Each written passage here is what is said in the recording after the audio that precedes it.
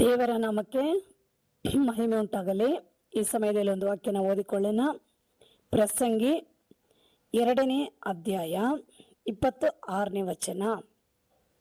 ದೇವ್ರ ವಾಕ್ಯ ಹೇಳುತ್ತೆ, ದೇವರು ತಾನು ಮೆಚ್ಚಿದವನಿಗೆ ಜ್ಞಾನವನ್ನ, ತಿಳುವಳಿಕೆಯನ್ನು, ಸಂತೋಷವನ್ನ ದಯಪಾಲಿಸುತ್ತಾನಲ್ಲವೇ.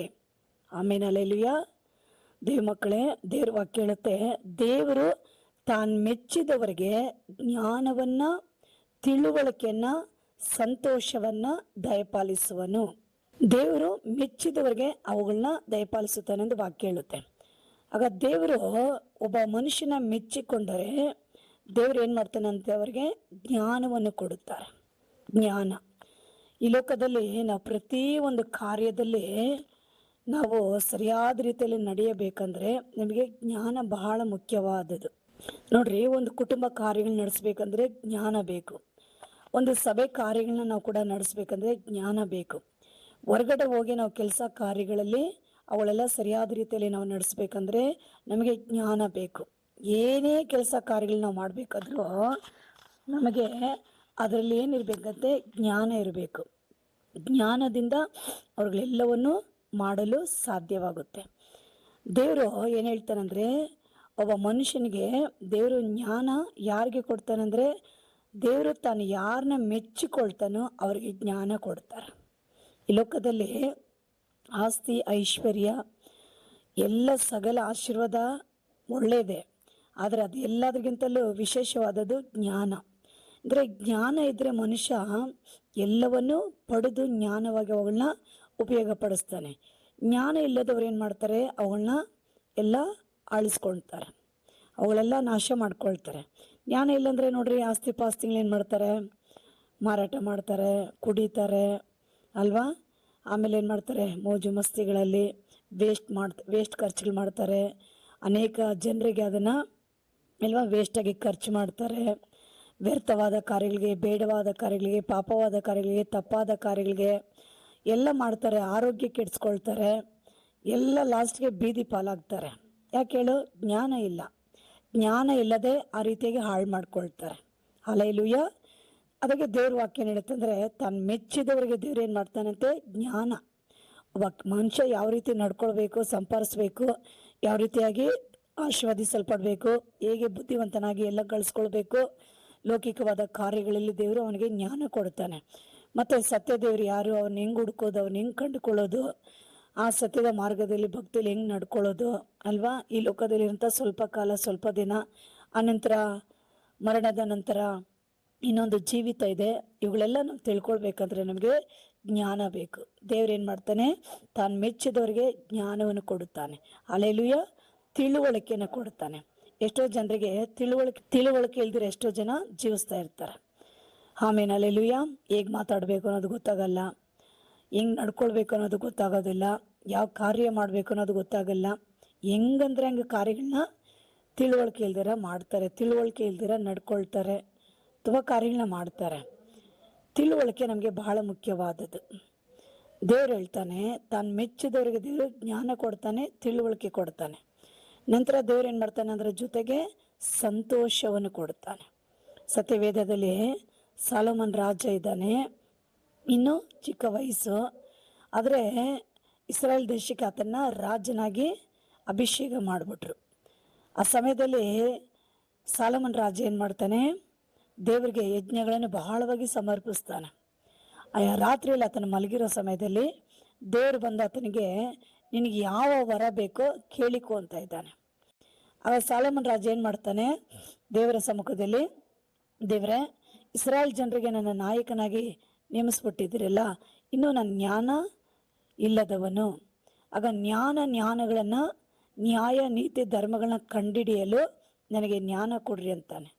ದೇವರು ಸಾಲೋಮನ್ ರಾಜನ ಮೆಚ್ಚಿಕೊಂಡು ದೇವ್ರೇನು ಮಾಡ್ತಾನೆ, ಆತನಿಗೆ ವಿಶೇಷವಾದ ಜ್ಞಾನ ಕೊಡ್ತಾರೆ. ಇಂದು ಇಲ್ಲ ಮುಂದೂ ಇಲ್ಲ, ಆ ರೀತಿಯಾಗಿ ದೇವ್ರೇನು ಮಾಡ್ತಾನೆ, ವಿಶೇಷವಾದ ಜ್ಞಾನವನ್ನು ಕೊಡ್ತಾನೆ. ಆ ಜ್ಞಾನದಿಂದ ಸಾಲೋಮನ್ ರಾಜ ಏನು ಮಾಡ್ತಾನೆ, ದೇವ್ರಿಗಾಗಿ ದೊಡ್ಡ ಆಲಯವನ್ನು ಕಟ್ಟುತ್ತಾನೆ, ತನಗೆ ದೊಡ್ಡ ಮನೆಯನ್ನು ಕಟ್ಟಿಸಿಕೊಳ್ತಾನೆ. ಎಲ್ಲ ದೇಶಗಳು ಆತನೊಟ್ಟಿಗೆ ಸಮಾಧಾನ ಒಪ್ಪಂದದಲ್ಲಿರ್ತಾರೆ. ಅದನ್ನು ತುಂಬ ದೊಡ್ಡ ದೊಡ್ಡ ಕಾರ್ಯಗಳನ್ನ ದೇವರಿಗಾಗಿ ಮಾಡ್ತಾನೆ. ದೇವರ ಅಂಥ ವಿಶೇಷವಾದ ಜ್ಞಾನ ಆತನಿಗೆ ಕೊಟ್ಟನು. ಆತನ ಜ್ಞಾನದ ಮಾತುಗಳನ್ನು ಕೇಳೋಕ್ಕೋ ಎಷ್ಟೋ ದೇಶಗಳಿಂದ ರಾಜರು, ರಾಣಿಗಳು, ಎಷ್ಟೋ ಜನ ಆತನ ಸಮ್ಮುಖದಲ್ಲಿ ಬಂದು ಕುಳಿತು ಆ ಜ್ಞಾನದ ಮಾತುಗಳನ್ನ ಕೇಳಿ ಆಶ್ಚರ್ಯ ಪಡ್ತಾ ಇದ್ರು. ಹಲ್ಲೆಲೂಯ. ಆಗ ಒಂದು ಮನುಷ್ಯನಿಗೆ ಬಹಳ ಮುಖ್ಯವಾದದ್ದು ಜ್ಞಾನ ಬೇಕು. ದೇವ್ರ ವಾಕ್ಯ ಏನು ಹೇಳುತ್ತಂದ್ರೆ, ಬೆಳ್ಳಿ ಬಂಗಾರಗಳನ್ನು ಗಳಿಸೋಕ್ಕಿಂತ ಜ್ಞಾನವನ್ನು ಸಂಪಾದಿಸುವುದೇ ಶ್ರೇಷ್ಠವಾದದ್ದು. ಹಲ್ಲೆಲೂಯ. ಆಗ ದೇವ್ರ ಬಳಿಯಲ್ಲಿ ನಾವು ಜ್ಞಾನವನ್ನು ಸಂಪಾದಿಸಬೇಕು, ತಿಳುವಳಿಕೆನ ಸಂಪಾದಿಸಬೇಕು. ಇವುಗಳಲ್ಲಿ ನಾವು ಪಡೆದು ಒಂದು ಒಳ್ಳೆ ರೀತಿಯಾಗಿ ನಾವು ನಡೆದುಕೊಳ್ಳುವಾಗೆ ಅದರಿಂದ ನಮಗೇನಾಗುತ್ತಂತೆ? ಸಂತೋಷ. ಎಷ್ಟೋ ಜನ ನಿಮ್ಮನ್ನು ಹೊಗಳ್ತಾರೆ, ಹಾಡ್ತಾರೆ, ಆಶ್ಚರ್ಯ ಪಡ್ತಾರೆ. ನಿಮ್ಮ ಮಾತುಗಳನ್ನ ಕೇಳಿ, ನಿಮ್ಮ ಜ್ಞಾನವನ್ನು ನೋಡಿ, ನಿಮ್ಮ ಕಾರ್ಯಗಳನ್ನ ನೋಡಿ ಆಶ್ಚರ್ಯ ಪಡ್ತಾರೆ. ನೀವು ಕುಟುಂಬಗಳನ್ನ ನಡೆಸೋರಾಗಿರ್ಬೋದು, ಸಭೆಗಳನ್ನ ನಡೆಸೋರಾಗಿರ್ಬೋದು, ಕಾಲೇಜುಗಳಲ್ಲಿ ಅಲ್ವಾ ಸ್ಟೂಡೆಂಟ್ಗಳಾಗಿರ್ಬೋದು, ಒಂದು ವೇಳೆ ಪ್ರಿನ್ಸಿಪಲ್ ಆಗಿರ್ಬೋದು, ಲೆಕ್ಚರ್ಗಳಾಗಿರ್ಬೋದು, ಶಾಲೆಯಲ್ಲಿ ಮಾಸ್ಟರ್ ಟೀಚರ್ಗಳಾಗಿರ್ಬೋದು, ಕೆಲಸದಲ್ಲಿ ಸೂಪರ್ವೈಸರ್ ಆಗಿರ್ಬೋದು, ಮ್ಯಾನೇಜರ್ ಆಗಿರ್ಬೋದು. ಆಮೇಲೆ ಹಲ್ಲೆಲೂಯ. ಕೆಲಸ ಮಾಡೋಂಥ ಸ್ಥಳದಲ್ಲಿ ಓನಾಗಿ ಕೆಲಸ ಮಾಡೋರು ಆಗಿರ್ತೀರಾ. ನಿಮ್ಮ ಕೈ ಕೆಳಗಡೆ ಅನೇಕ ವ್ಯಕ್ತಿಗಳನ್ನ ನೀವು ಇಟ್ಕೊಂಡು ಕೆಲಸ ಕೊಟ್ಟು ಅವ್ರನ್ನ ನಡೆಸೋರಾಗಿರ್ತೀರಾ.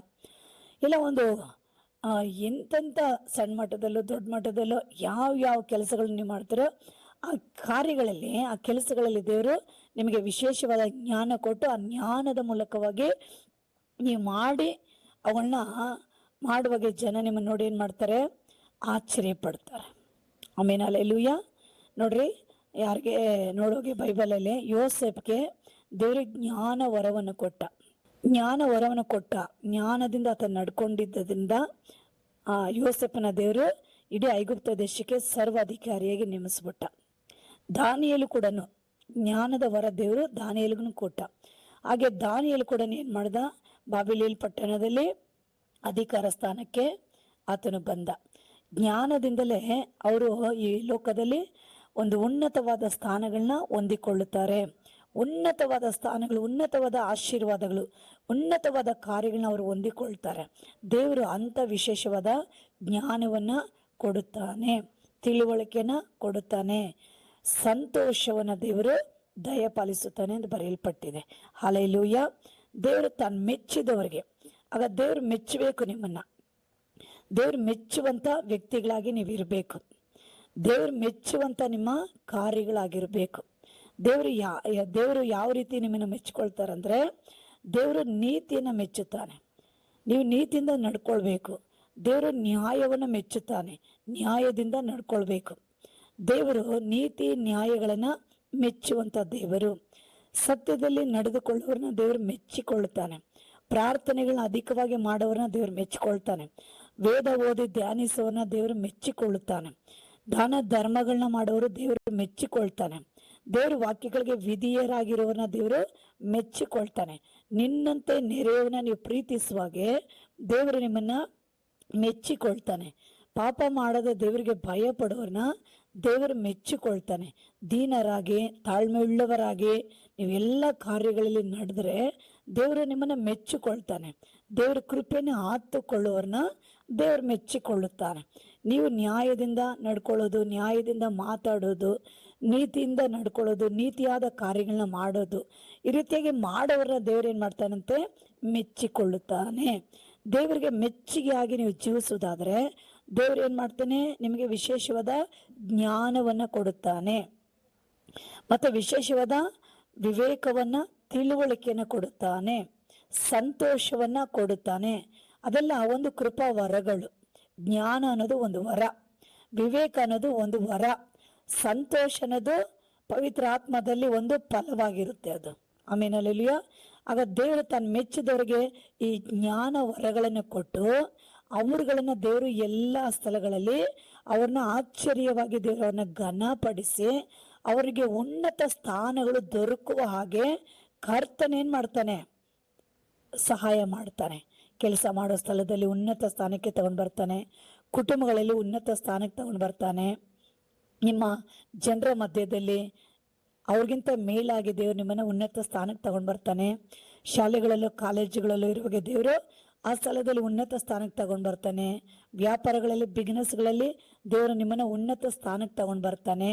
ನೀವು ಮಾಡುವ ಪ್ರತಿಯೊಂದು ಕಾರ್ಯದಲ್ಲಿ, ನಿಮ್ಮ ಪ್ರಯತ್ನದಲ್ಲಿ ದೇವರು ಉನ್ನತ ಸ್ಥಾನಗಳಿಗೆ ತಂದು ಜನಾಂಗಗಳು ನಿಮ್ಮನ್ನು ನೋಡಿ ಆಶ್ಚರ್ಯ ಪಡತಕ್ಕದಾಗಿ ಯೇಸು ನಿಮ್ಮನ್ನು ಆ ಮಟ್ಟಕ್ಕೆ ತಂದು ಆಶೀರ್ವದಿಸ್ತಾನೆ.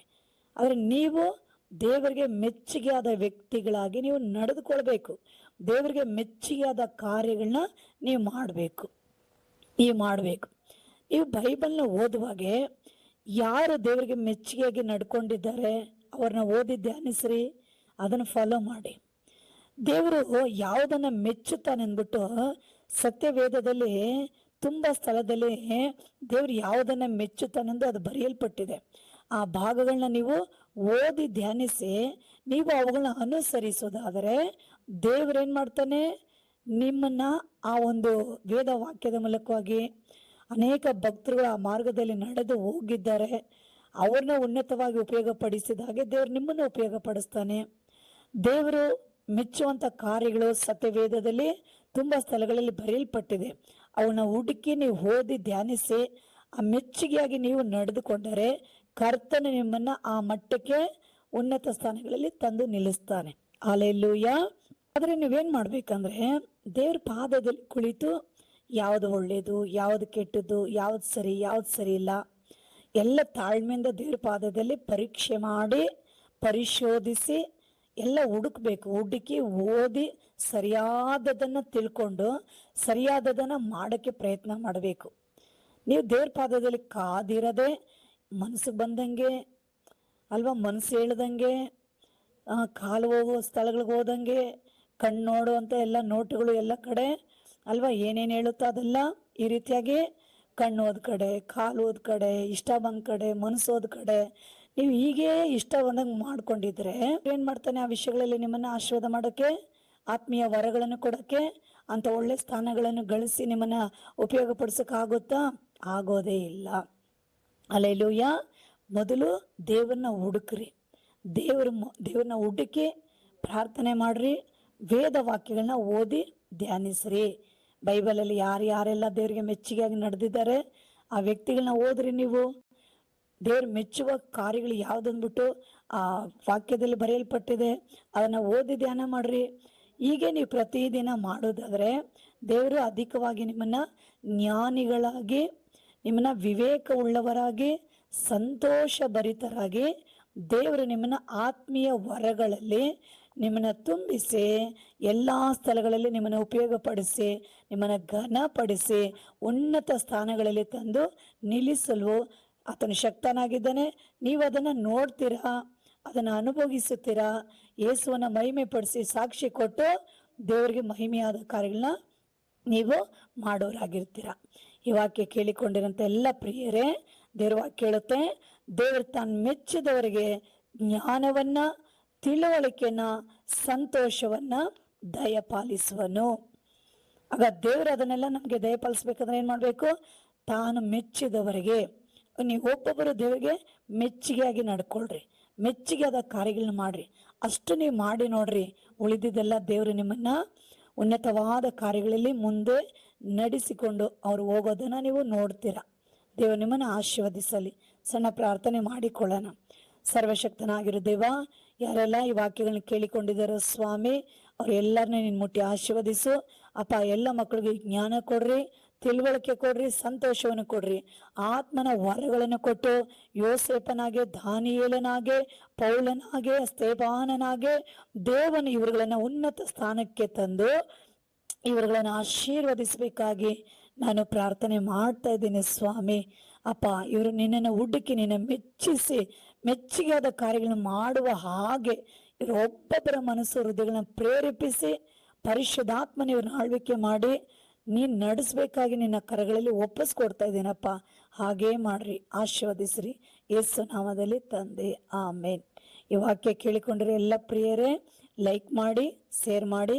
God bless you. ಆಮೇನ್.